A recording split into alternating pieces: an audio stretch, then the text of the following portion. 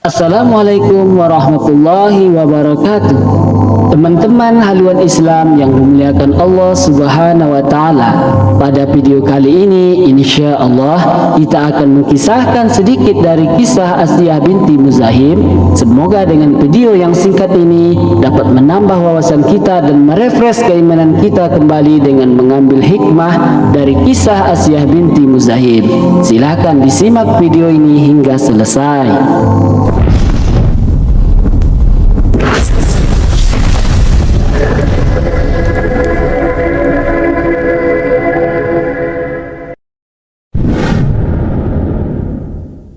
Asiyah binti Muzahim adalah salah satu wanita hebat dan istimewa dalam Islam. Ia adalah istri Fir'aun laknatullah, seorang raja yang diktator dan terkenal sangat sombong dan suka berbuat zalim. Karena sombongnya, Fir'aun memproklamirkan dirinya sebagai Rabb dan tidak mau ada seorang pun yang dapat menandingi atau mengalahkan kekuasaannya. Terbukti ketika ia bermimpi akan ada seorang laki-laki yang menghancurkan kerajaannya, dengan segera dia mengumpulkan bala tentaranya dan memerintahkan kepada mereka untuk membunuh setiap bayi laki-laki dari kaumnya. Di saat itulah seorang bayi laki-laki Nabi Musa alaihissalam lahir. Karena khawatir akan dibunuh oleh bala tentara Fir'aun, ibu Nabi Musa alaihissalam membawa Nabi Musa alaihissalam ke tepi sungai dan menghanyutkannya. Namun tidak disangka teman-teman, bayi laki-laki yang dihanyutkan tersebut ditemukan oleh Asiyah binti Muzahim, yakni istri Fir'aun sendiri. Namun ternyata Fir'aun mengetahui kalau Asiyah menemukan seorang bayi laki-laki. Maka ia dengan segera memerintahkan kepada bala tentaranya untuk membunuh bayi laki-laki yang ditemukan oleh Asiyah tersebut. Namun Asiyah mampu menentang Fir'aun dan bala tentaranya dengan sangat menakjubkan. Akhirnya Asiyah mengurus Nabi Musa alaihissalam dan mendidik Nabi Musa alaihissalam sampai besar seperti anaknya sendiri. Di dalam pelukan Asiyah lah Nabi Musa alaihissalam mendapat perlindungan dari perlakuan kejam Fir'aun dan pengikutnya.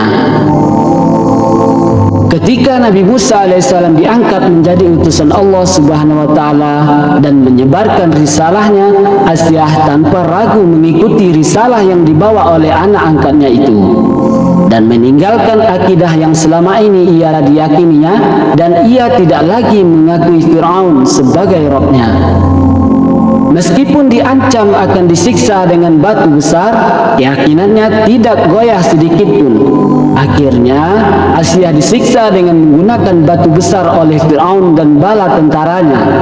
Ketika disiksa itulah Asiyah mengarahkan pandangannya ke langit dan melihat rumahnya di surga.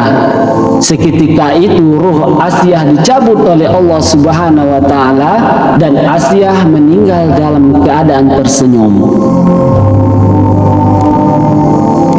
Menurut satu riwayat, ruh Asiyah dicabut sebelum batu besar mengenainya, sehingga batu besar yang dilemparkan kepadanya hanya mengenai tubuh yang sudah tidak bernyawa. Bayangkanlah teman-teman haluan Islam, alangkah cerdas dan lurusnya hati Aisyah. Ia lebih mengutamakan kedudukannya yang mulia di sisi Allah di surga daripada tinggal di istana Fir'aun yang megah dan mewah namun jauh dari hidayah. Bahkan ia ingin berlepas diri dari ketaatannya kepada sang suami diktator yang kejam dan kafir itu. Ia juga menolak hidup bersenang-senang dengan Fir'aun dan para pelayan di istananya. Ia hanya memohon kepada Allah Subhanahu wa taala untuk membangunkan ia istana yang kekal lebih baik dan lebih indah di sisi Allah Subhanahu wa taala. Teman-teman haluan Islam yang mengharap ridho Allah Subhanahu wa taala, sesungguhnya Asiyah binti Muzahim adalah wanita yang suci dan mulia, di mana keteguhan dan keyakinannya telah mendorongnya untuk menyeru secara terang-terangan kepada sang suami yang diktator dengan kalimat kebenaran dan keimanan. maka akhirnya ia pun disiksa karena mempertahankan keimanannya itu.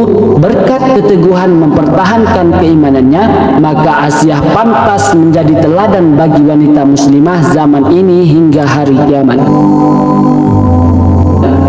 Allah Subhanahu wa taala mencatat dan mengabadikan namanya dalam Al-Qur'an serta menyanjung perbuatannya dalam Quran surah At-Tahrim ayat 11. A'udzu billahi minasy syaithanir rajim.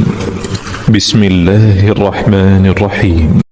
وضرب الله مثلا للذين آمنوا امرأة فرعون إذ قالت رب ابن لي عندك بيتا في الجنة ونجني من فرعون وعمله ونجني من القوم الظالمين.